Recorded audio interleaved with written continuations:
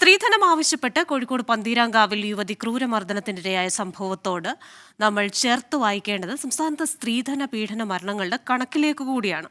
വാർത്തകൾ നിറഞ്ഞ നിരവധി കേസുകൾ ഉണ്ടായിട്ടും പ്രബുദ്ധ കേരളത്തിലെ സ്ത്രീധന പീഡനങ്ങൾ തുടർക്കഥയാവുകയാണ്. സ്ത്രീധനം വാങ്ങുന്നതും കൊടുക്കുന്നതും 5 വർഷം വരെ തടവ് ശിക്ഷ ലഭിക്കാവുന്ന കുറ്റകൃത്യമാണ്. എന്നിട്ടും കഴിഞ്ഞ 15 വർഷത്തിനിടെ 260 പെൺകുട്ടികളാണ് കേരളത്തിൽ സ്ത്രീധന പീഡനത്തിനിരയായി മരിച്ചത്. ഓരോ വർഷവും 5000-ഓളം സ്ത്രീധന പീഡന പരാതികൾ രജിസ്റ്റർ ചെയ്യപ്പെടുന്നു. 2023 തിരുവനന്തപുരം മെഡിക്കൽ കോളേജ് വിദ്യാർത്ഥിനി ഡോക്ടർ ഷെഹന ജീവനൊടുക്കിയത് പ്രതിശ്രുതവരൻ കൂടുതൽ സ്ത്രീധനം ആവശ്യപ്പെട്ടതോടെയാണ്. 2021 കൊല്ലം ശാസ്താംകോട്ടയിലെ ഭർതൃവീട്ടിൽ വെച്ച് വിസ്മയ എന്ന 22-കാരി ആത്മഹത്യ ചെയ്തത്.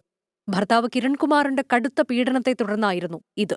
2020 മെയ്യിലാണ് കൊല്ലം അഞ്ചലിൽ ഉത്തര എന്ന പെൺകുട്ടിയെ ഭർത്താവ് സൂരജ് പാമ്പിനെ ഉപയോഗിച്ച് ക്രൂരമായി കൊലപ്പെടുത്തിയത്. സ്ത്രീധനത്തെ ചൊല്ലിയുള്ള തർക്കത്തെ തുടർന്നായിരുന്നു ഇത്. ബാക്കി നൽകാനുള്ള സ്ത്രീധന തുകയായ 2 ലക്ഷം ലഭിക്കാത്തതിനെ തുടർന്ന് ഓയൂരിൽ 2 കുട്ടികളുടെ മാതാവായ തുഷാരയെ ഭർത്താവ് പട്ടിണിക്കിട്ട് കൊലപ്പെടുത്തിയത് 2019 മരിക്കുമ്പോൾ 20 കിലോ ആയിരുന്നു തുഷാരയുടെ ഭാരം. സ്ത്രീധന തർക്കത്തെ തുടർന്ന് കേരളത്തിലെ കോടതികളിൽ രജിസ്റ്റർ ചെയ്ത വിവാഹമോചന കേസുകൾ 1.5 ലക്ഷം വരും.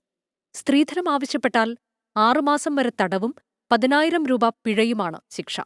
സ്ത്രീധനം വാങ്ങിയാലോ നൽകിയാലോ 5 വർഷം വരെ തടവും 15,000 രൂപ പിഴയുമാണ് ശിക്ഷ. ഇപ്പോഴും തുടരുന്ന സ്ത്രീധന പീഡനങ്ങൾ മലയാളി ഇനിയും പാഠങ്ങൾ പഠിച്ചില്ല എന്നതിന് തെളിവാണ്. Research desk 24.